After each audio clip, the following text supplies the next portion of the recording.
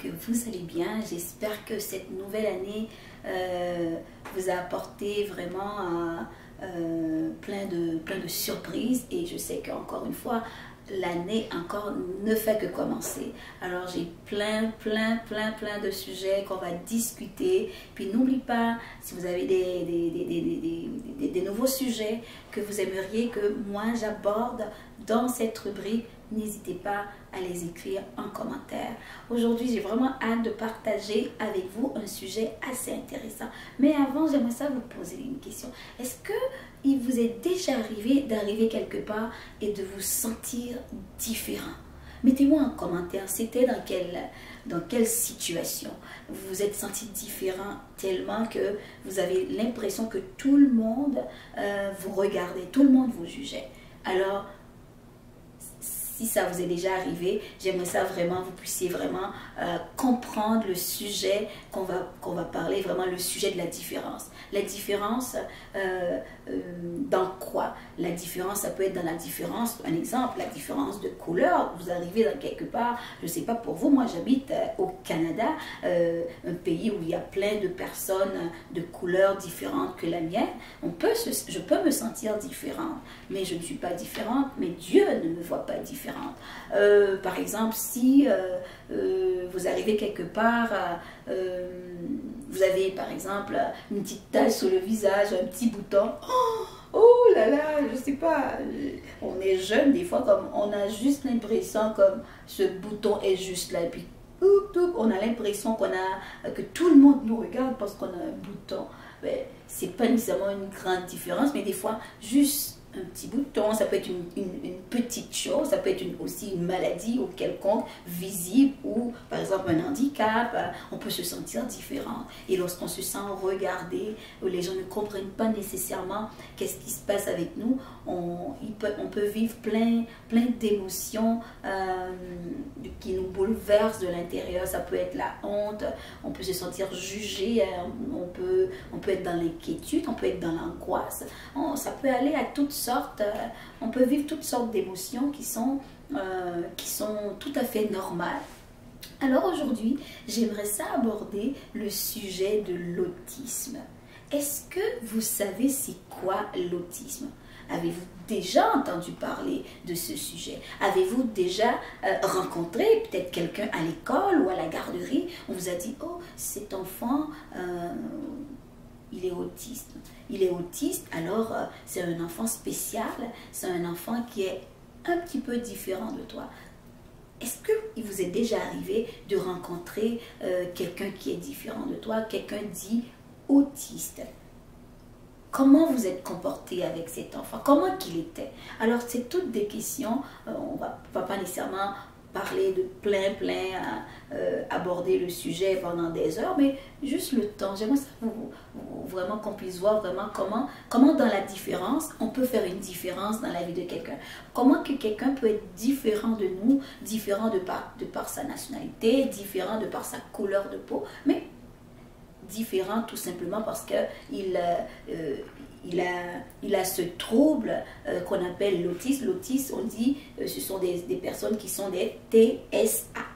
Retenez ce mot, retenez ce sigle, TSA, c'est trouble du spectre de l'autisme. Donc c'est vraiment une catégorie de personnes, une catégorie d'enfants qui vivent tout simplement, qui ont cette variation, qui ont cette façon d'être dans le monde tout à fait différent, qui sont différents de vous. Parce qu'un enfant autiste, un enfant qui est autiste, Dieu l'aime autant que toi. Un enfant qui est autiste, oui, il va faire des choses différentes, mais il a des besoins autant de se sentir, d'avoir une santé, d'être en santé. Il a le besoin d'être en sécurité, de se sentir en sécurité, de se sentir, d'avoir un bien-être général. Alors, comment par exemple, dans ton entourage, à l'école que tu fréquentes ou à ta garderie, que tu peux reconnaître un enfant autiste? D'après toi, est-ce que tu as déjà, comment je pourrais dire, est-ce que vous avez déjà une idée comment on peut reconnaître comme ça un enfant qui est autiste? Un enfant qui est autiste, un enfant en général, va communiquer avec tout le monde. Un enfant, en général, va aller vers les autres. Un enfant, en général, peu importe qu'il ait 2 ans, 3 ans, va vouloir jouer avec les autres. Mais un enfant qui est autiste, donc c'est important, un enfant peut être timide, peut être gêné, puis il attend le bon moment pour aller jouer avec les autres. Je ne parle pas nécessairement de la gêne, de la timidité. Non, vraiment, un enfant autiste, c'est un enfant qui est dans son monde. Il est vraiment dans son propre monde. Il ne cherche pas à communiquer, il ne cherche pas du tout à communiquer. Pas parce qu'il ne veut pas communiquer, mais c'est parce que sa façon d'être en tant que tel, justement parce qu'on l'appelle, parce qu'il est un autiste, il ne cherche pas nécessairement à créer un contact avec vous. Si vous voyez un enfant qui ne veut pas créer de contact avec vous, c'est pas parce qu'il ne veut pas, c'est pas parce il veut vous mettre de côté. Ça se peut tout simplement que cet enfant, s'il est autiste, la plupart du temps dans les garderies, dans les écoles, on fait la sensibilisation des enfants qui sont autistes autour de nous. Comment les enfants qui sont autistes, ils sont différents de nous. Comment nous, on doit faire attention. Si par exemple à ta garderie, il y a des travailleurs, il y a des... pas des travailleuses sociales, peu importe, il peut y avoir des travailleuses sociales, mais il peut aussi avoir des intervenantes autour de vous qui vont aider cet enfant-là à pouvoir l'aider tout simplement, pas à interagir avec les autres, mais qui va pouvoir vraiment mettre des stratégies en place pour que l'enfant se sente bien. Donc, on peut comprendre comme un enfant, par exemple, ça fait 1 mois, 2 mois, 3 mois, vous fréquentez l'école et qu'il ne cherche pas à communiquer avec vous. Ce n'est pas parce qu'il ne le veut pas. Ça se peut que, peut-être que si on ne vous l'a pas dit, ça se peut qu'il est autiste. Mais vous pouvez faire quand même une différence dans la vie d'un jeune comme cela. Comment je pourrais dire? En aidant ce jeune. Par exemple, si par exemple il a besoin d'aide, vous pouvez l'aider. Des fois, les enfants qui sont autistes, vu qu'ils ne cherchent pas à interagir avec les autres, quand par exemple vous voulez interagir avec eux, ça peut les exciter, ça peut les énerver. Donc, si vous voyez par exemple l'enfant est toujours en crise parce que vous voulez jouer avec lui, ce n'est pas parce qu'il veut faire sa crise, non, tout simplement, c'est au niveau de la communication. Donc, l'enfant qui est autiste, vraiment, parfois le langage, exprimer ses émotions, exprimer ses idées, des fois, ça peut être un peu difficile. Il y a des enfants autistes qui ont moins de langage, qui communiquent moins, mais il peut y avoir un enfant qui est autiste, qui communique, qui a un débit de langage qui veut beaucoup communiquer. Donc c'est vraiment, on peut faire cette différence-là. Donc l'enfant qui est autiste, vraiment, il ne cherche pas encore une fois à avoir de l'interaction avec vous. Ça ne veut pas dire que si par exemple vous voyez qu'il a besoin d'aide, vous pouvez lui dire: est-ce que je peux vous aider? Comme par exemple, un enfant qui est autiste, par exemple, dans le couloir, pendant que vous vous habillez, ça se peut que vous êtes le premier à vous habiller, vous êtes le premier à avoir tout, par exemple, on est en hiver, à mettre votre manteau, les gants, la veste, le pantalon, tout et tout. Mais un enfant, par exemple, qui est autiste, a vraiment besoin qu'on lui explique, un exemple, les choses étape par étape. Ce n'est pas parce qu'il est paresseux, ce n'est pas parce qu'il est lent, ce serait pas bien non plus de lui dire: mais là, toi, tu es toujours en retard, toi, tu finis toujours après tout le monde. Ça, c'est vraiment comment on peut aider justement l'enfant. Parce que l'enfant qui est autiste, lorsqu'on lui dit, par exemple, allez vous habiller, c'est le temps de s'habiller. Pour un enfant qui est autiste, s'habiller, pour lui, ça ne veut rien dire dans sa tête. C'est comme s'habiller comment? Mais pour toi qui es un enfant, ça se peut que tu as 3 ans, tu as 4 ans, tu as 5 ans, tu as 6 ans et plus, tu as même 12 ans. Juste, tu sais comme, ok, je vais mettre ma salopette, je m'assois, je mets ma salopette, je mets mon manteau, je mets mon foulard, mon cache-cou ou mon foulard et je mets ma tuque.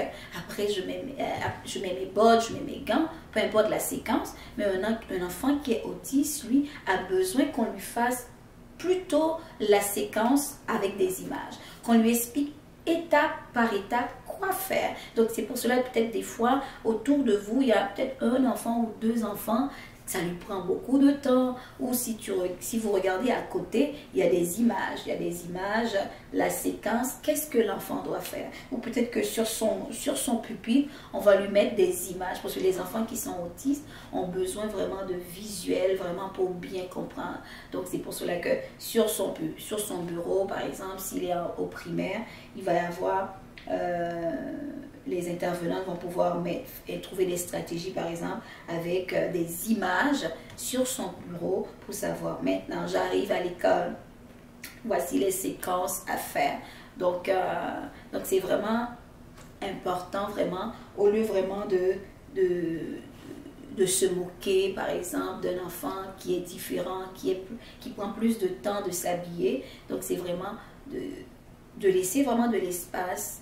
L'enfant qui est autiste a vraiment besoin qu'on lui laisse de l'espace, qu'on lui laisse du temps, parce que son cerveau fonctionne différemment. On peut appeler ça comme des neuroatypiques. Donc vraiment, son cerveau fonctionne différemment. Donc il a besoin vraiment un temps différent des enfants dits neurotypiques, qui sont... j'aime pas dire normaux, mais qui n'ont pas nécessairement, qui ne vivent pas nécessairement ce trouble-là. Donc c'est vraiment, encore une fois, si on parle au niveau de l'interaction, d'aller vers les autres, au contraire, un enfant qui est autiste, des fois, si lui, il veut vraiment venir vers vous, tant mieux. Mais la plupart du temps, quand vous venez vraiment dans sa bulle, il va se sentir, il peut se sentir un inconfort justement, il peut faire des crises parce que il peut se sentir envahi. Donc c'est très important. Donc on parlait au niveau de la communication, les enfants qui sont autistes n'ont pas nécessairement besoin de communiquer, ils ne sentent pas le besoin de communiquer. Allô, comment ça va? Je m'appelle Fabienne et toi? Non, eux, ça n'existe peut-être presque pas chez un enfant autiste. Il n'a pas besoin de cette interaction-là. Et vous, peut-être que si vous voulez jouer avec, au contraire, ça va créer plus de friction, ça va créer plus de problèmes, plus d'inconfort. Et peut-être qu'il peut y avoir de la petite bagarre que vous n'aimez pas. Il peut devenir agressif tout simplement parce que vous ne comprenez pas, parce que vous le dérangez, que vous venez dans sa bulle tout simplement, c'est inconfortable pour lui. Et ce qu'il faut aussi comprendre, un enfant qui est autiste a vraiment des besoins comment je pourrais dire, a des besoins sensoriels qui est différent des enfants qui n'ont pas nécessairement de problème d'autisme. Vraiment, ce sont des enfants qui ont besoin de toucher. Ils vont avoir des jouets avec eux, mais ils ne vont pas nécessairement jouer avec le jouet, mais le toucher, pour eux, c'est important. Ou du moins, un enfant qui est autiste vraiment va développer des stratégies, une capacité énorme, par exemple. Ils vont prendre des Legos et ils vont faire des Legos extraordinaires. Ils n'ont pas besoin de schéma pour faire une construction vraiment de façon extraordinaire, épouvantable. Donc vraiment, un enfant qui est autiste vraiment a des capacités, peut avoir des capacités intellectuelles vraiment extraordinaires, plus qu'un enfant à la normale. Un enfant, des fois, qui est autiste, va vouloir se concentrer sur quelque chose. Un exemple, lorsqu'il voit un avion, il ne voit pas juste l'avion, il peut vouloir démonter l'avion et s'il le faut, s'il y a des morceaux en miniature, le reconstruire. S'il y a des Legos, il va construire des formes, des constructions qui n'est pas nécessairement demandées sur la feuille, sur le manuel. Donc vraiment, je trouve que c'est quelque chose qui est extraordinaire. la Bible nous dit que Dieu ne fait exception de personne. Ce que je comprends de cela, c'est que Dieu, peu importe sous la forme, qu'on se présente en tant qu'être humain, on est extraordinaire pour Dieu. Dieu ne nous voit pas différents. Les humains ont besoin de mettre les gens, d'étiqueter les gens. Je ne sais pas c'est quoi cette manie, mais Dieu n'étiquette personne. Parce que Dieu est amour, Dieu est juste et il voit les gens, peu importe la différence qu'ils ont, il les voit comme des enfants qui ont des besoins,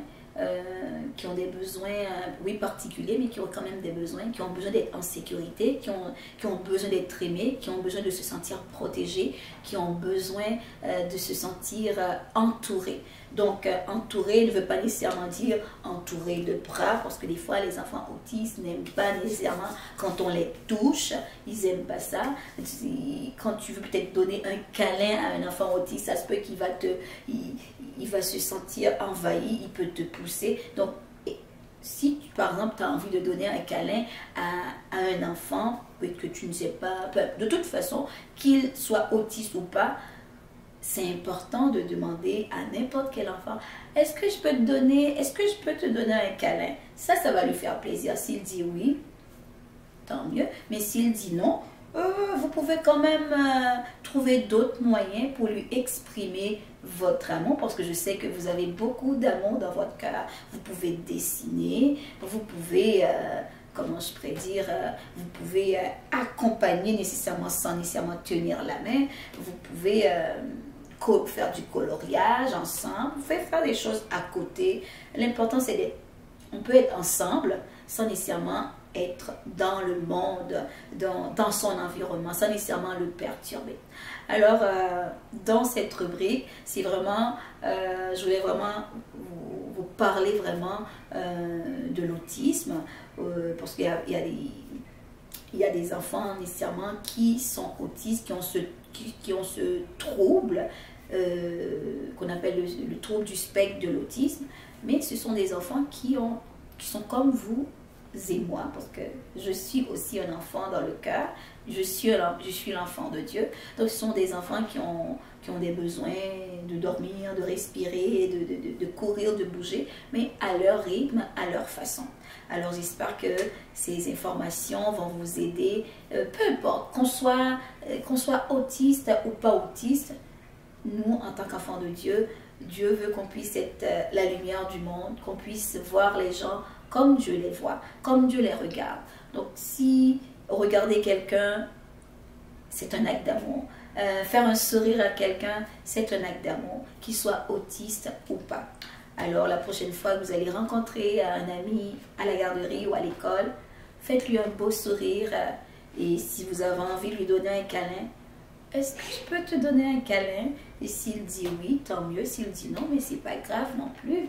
Et on continue à partager l'amour par le sourire, par le dessin ou par un cadeau. Si tu en as envie, tu peux confectionner un cadeau. Tu peux fabriquer un cadeau et le donner à un ami. Alors sur ce, je vous souhaite tout simplement plein d'amour et de partager cet amour que vous avez au fond de vous, parce que vous êtes la lumière du monde. Et peu importe qui peut se présenter devant vous, qu'il soit autiste ou pas autiste, ce sont des enfants de Dieu, Dieu les aime. N'oubliez surtout pas de leur dire que Dieu les aime. Moi, je vous aime beaucoup. À la prochaine.